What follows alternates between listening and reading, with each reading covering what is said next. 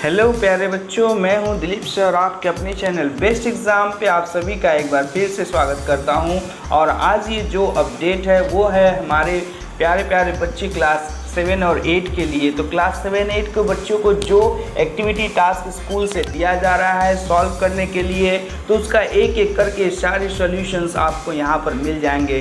तो आज मैं ये सॉल्यूशन जो लेकर आया हूँ वो है क्लास 8 के एक्टिविटी टास्क का पार्ट का इंग्लिश वाला क्वेश्चन, और इंग्लिश के क्वेश्चंस को कैसे सॉल्व करना है, हर एक क्वेश्चंस का आंसर मैंने सॉल्व कर दिया है। इस वीडियो में आप लोग पूरा देख सकते हैं, और ये वीडियो आप लोग को हेल्पफुल लगेगी तो एक बार लाइक ज़रूर कीजिएगा। और अगर चैनल पर नए हैं तो चैनल को सब्सक्राइब करके बेल आइकन जरूर दबा दीजिएगा, जिससे कि आगे के अपडेट आपको मिलते रहें।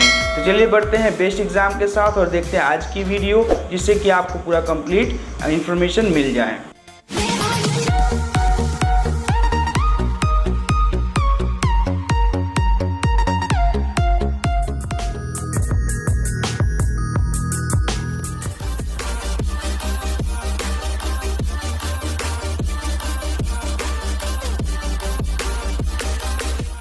तो देखो बच्चों, आप लोगों को जो ये टास्क मिला है इसको सॉल्व करने का सबसे इजी तरीका क्या है कि आप लोगों को इसमें थोड़े क्वेश्चंस की तरह से क्वेश्चन पैटर्न तैयार किए गए हैं कि आप लोग इसको सॉल्व कर पाते हो या नहीं कर पाते हो। कुछ बच्चे होते हैं जो सॉल्व नहीं कर पाते हैं, उनके लिए बहुत समस्या लगती है, तो वो आसपास में या ट्यूशन टीचर से इसको सॉल्व कराने की कोशिश कराते हैं। पर बहुत सारे बच्चे हैं जो कि अभी इस लॉकडाउन में ट्यूशन वगैरह नहीं ले पाते हैं, उनको बहुत समस्या होती है, और अभी भी स्कूल के क्लासेस भी बंद हैं, तो ये कराना संभव नहीं है। इसी वजह से मैंने ये वीडियो आप लोगों को प्रोवाइड किया है। तो यहाँ पर देखिए, आप लोगों को सबसे पहला काम जो दिया गया है वो दिया गया आप लोगों को फ्यूचर कंटिन्यूअस टेंस में इस सेंटेंस को चेंज करना है। तो दोस्तों, फ्यूचर कंटिन्यूअस टेंस कैसा होता है मैंने यहाँ पर लिंक में आप लोगों को दे दिया है। आप लोग इस लिंक पर क्लिक करोगे तो भी आप लोग देख सकते हो। तो पहले इस वीडियो को आप लोग देख लीजिए, फिर आप इस टेंस को देख लीजिएगा तो आपको वहाँ पर भी समझ में आ जाएगा।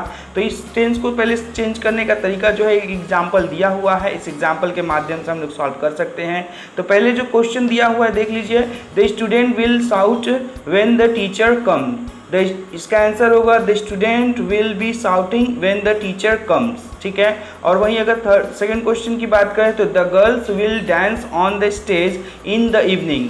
तो उसका आंसर क्या बनेगा, इसको चेंज करेंगे तो बनेगा the girls will be dancing on the stage in the evening. और थर्ड क्वेश्चन की बात करें तो mother will work in her office, तो आंसर होगा mother will be working in her office. इस तरह से इन तीनों प्रश्नों का उत्तर आप लोगों को आसानी से लिखने में सुविधा होगी। अगर आप लोग वीडियो को पॉज करके लिखना चाहते हो तो भी लिख सकते हो, अथवा आप एक बार फिर से रिवाइंड करके इसको आराम से देख सकते हो और समझ सकते हो। तो इस तरह से आप अपने एक्टिविटी टास्क को आसानी से कंप्लीट कर सकते हो और स्कूल में टाइम से पहले जमा भी कर सकते हो। आप लोगों को टाइम से पहले जमा करने के लिए भी बताया गया है कि आप लोगों को अगली बार जब टाइम मिलेगा, जिस समय आप लोगों को राशन दिया जाएगा, जिस समय आप लोगों को नया फिर से एक्टिविटी टास्क दिया जाएगा, उस समय आप लोग को नेक्स्ट डेट पर जमा करना होगा। तो डेट से पहले भी जमा कर सकते हो आप लोग। तो इसको अच्छी तरह से देख लीजिए, और अगर जरूरत पड़े तो आप इसको पॉज करके आसानी से सारे क्वेश्चंस के आंसर साफ साफ लिख सकते हो। वहीं एक्टिविटी 2 की बात करें तो एक्टिविटी 2 में दिया गया है antonyms of the underline word and rewrite the sentence. इस सेंटेंस को पढ़ना है और इसके वर्ड को अपोजिट करना है जो कि अंडरलाइन किया हुआ है। तो ये जो पहला सेंटेंस है इसका क्या लिखा हुआ है, some clothes were damp when I went to the backyard. तो इसका आंसर होगा some clothes were dry when I went to the backyard. तो यहाँ डंप का अपोजिट होता है ड्राई, सूखा हुआ। डंप का मतलब भीगा हुआ और ड्राई का मतलब सूखा हुआ। नेक्स्ट क्वेश्चन जो दिया हुआ है, the leaves of the mango trees look dirty. तो इसमें क्या है, डर्टी का मतलब होता है गंदा, तो इसका अपोजिट लिखेंगे clean. The leaves of the mango trees looks clean. ठीक है। नेक्स्ट क्वेश्चन की बात करें तो the children were happy to see the stranger. तो अपोजिट हो जाएगा sad. The children were sad to see the stranger. इस तरह से इसके एक्टिविटी 2 के तीनों क्वेश्चंस को हम लोग आसानी से सॉल्व कर सकते हैं, और आप लोग इसको आसानी से इस तरह से लिख सकते हो। जो भी अपोजिट वर्ड होता है उसको हम लोग इस तरह से समझ लेते हैं कि जो वर्ड को अंडरलाइन किया गया है उसी को चेंज करना है, और इसमें कुछ नहीं करना है, पूरे सेंटेंस को कंप्लीट लिखना है। कुछ बच्चे क्या करते हैं, सिर्फ उस वर्ड को ही अपोजिट लिख करके छोड़ देते हैं। ऐसा नहीं करोगे आप लोग, क्योंकि आप लोग को ऐसा करने से वहाँ से मार्क्स डिडक्ट होता है। ठीक है। तो आप लोग को पूरा सेंटेंस ही उतार कर उस वर्ड को लिखना है और उसे अंडरलाइन कर देना है, जिस तरह से मैंने किया है।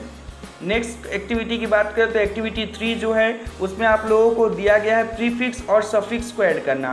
प्रीफिक्स और सफिक्स क्या होता है, मैंने एक वीडियो इससे पहले डाल दी है, उसको आप लोग देख सकते हो। तो प्रीफिक्स और सफिक्स का मतलब होता है किसी वर्ड में पहले या अंत में जोड़ देना और उससे कोई नया वर्ड फॉर्म होता है। तो इस तरह से उसका प्रयोग करके हम लोग लिख सकते हैं। तो यहाँ पर जो पहला सेंटेंस बन रहा है, देखिए वहाँ पे क्या बन रहा है, buys a fashionable bag from the supermarket. अब यहाँ पर देखिए फैशनेबल है और पॉसिबल है, तो पॉसिबल तो हो नहीं सकता, इसलिए यहाँ पर फैशनेबल बैग होगा। तो यहाँ से फैशनेबल बैग यानी कि अच्छा बैग, सुंदर बैग उन्होंने खरीदा। किसने? तनीमा ने। नेक्स्ट क्वेश्चन बोला गया है it was dash to catch the deer for the Hunter.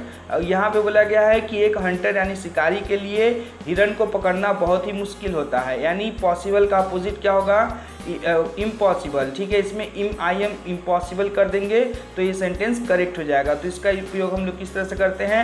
I am prefix जोड़ करके। देखिए फैशन में लास्ट में जोड़ा गया है ABLE, तो बन गया फैशनेबल, इसको कहते हैं सफिक्स, और जिस वर्ड में पहले जोड़ा जाता है उसे कहते हैं प्रीफिक्स। तो यहाँ पर पहले जोड़ दिया गया है आई एम और ये बन गया इम्पॉसिबल यानी कि प्रीफिक्स। ठीक है, वहीं नेक्स्ट पेज की बात करें तो मॉडल एक्टिविटी टास्क जो नेक्स्ट पेज में दिया हुआ है उसको कैसे सॉल्व करेंगे, इसके लिए देख लीजिए आप लोग, दिया हुआ है कि इस पैसेज को पढ़ना है, read the passage carefully and answer the questions that follows.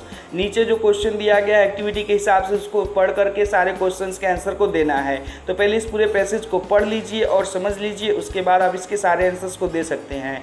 तो यहाँ पर जो क्वेश्चन दिया गया है ये एक चैप्टर से दिया गया, चैप्टर का नाम है द क्लाउड, जो कि चैप्टर 2 में है आप लोगों के। तो आप लोगों ने चैप्टर अभी तक पढ़ ही लिया होगा आशा करते हैं। तो इसमें जो क्वेश्चन है मैं उसका आंसर बता देने वाला हूं। तो पहला क्वेश्चन जो है वो है the boy set on the wall by the Persian wheel. तो यहाँ पर ये क्या है? ये फॉल्स है। तो आपको इसके सामने बॉक्स में करके एक लिखना होगा फॉल्स इस तरह से, और इसके आंसर में आप लोगों को इसके अंडरलाइन किए गए वर्ड को लिखना होगा an old man set on the wall by the Persian wheel, क्योंकि वहाँ पर लड़का नहीं बैठा था, एक ओल्ड मैन बैठा हुआ था। इस खाली जगह में आप लोग को लिखना होगा। नेक्स्ट क्वेश्चन की बात करें तो यहाँ पर दिया according to the boy everybody got to know that the cloud were there last night. यहाँ पर बोला गया है कि बच्चे के अनुसार सभी को पता था कि कल रात यहाँ पर बादल आए हुए थे, पर ये सेंटेंस गलत है। यहाँ पर जो बोला गया है वो बोला गया है कि बच्चे के अनुसार ये नहीं पता था किसी को कि बादल कल रात में आए थे। यहाँ पर ये सेंटेंस है, आप लोग देख लीजिए, but the clouds were there last night and so no one got to know. इस सेंटेंस को यहाँ पर लिख देंगे तो ये हो जाएगा फॉल्स। और अगर थर्ड सेंटेंस की बात करें, the boy went back using the same dirt track that he had taken to come to the Persian wheel. तो यहाँ पर हम लोग लिखेंगे ट्रू, क्योंकि वो उसी रास्ते पर फिर से वापस आया। देखिए यहाँ से सेंटेंस मिलेगा he went back by the same dirt track he had taken to the come there, और इस पूरे सेंटेंस को यहाँ से यहाँ तक हम लोग लिख लेंगे। वहीं अगर इसी सेकेंड पेज की एक्टिविटी 2 की बात करें तो यहाँ पर हम लोग को फिल करना है, जो कि वर्ड नीचे दिया गया उसी को देख करके फिल करना है। तो पहला सेंटेंस यहाँ पे दिया हुआ है, in the last summer vacation I went on the trekking with my parents on the way heavy snowfall started we spend some together moments under a tree. तो यहाँ पर टुगेदर वर्ड भरेंगे, क्योंकि टुगेदर का मतलब होता है साथ, तो हम सभी ने एक साथ समय व्यतीत किया। Our guide offered us hot coffee from his dash flask. तो फ्लास्क के पहले क्या लगेगा? थर्मस लगेगा। थर्मस फ्लास्क से उसने हम सभी को गरम गरम कॉफ़ी प्रोवाइड किया। कौन? तो गाइड जो था उसने प्रोवाइड किया। अब बात करें एक्टिविटी 3 की, तो एक्टिविटी 3 में बताया गया है, imagine yourself in an express train, it is midnight and one of your co passengers who is travelling alone suddenly has got fever. तो यहाँ पर बोला गया कि कल्पना कीजिए कि आप एक एक्सप्रेस ट्रेन में हो और यह मध्यरात्रि की समय है, यानी कि आधी रात की समय है, रात के 12 बज चुके हैं। वन ऑफ द को passenger who is travelling alone, जिसमें कि आपके बगल वाला पैसेंजर जो है वो अकेले ही यात्रा कर रहा है और सडनली उसे फीवर हो जाता है, बुखार हो जाता है, तो आप क्या करोगे?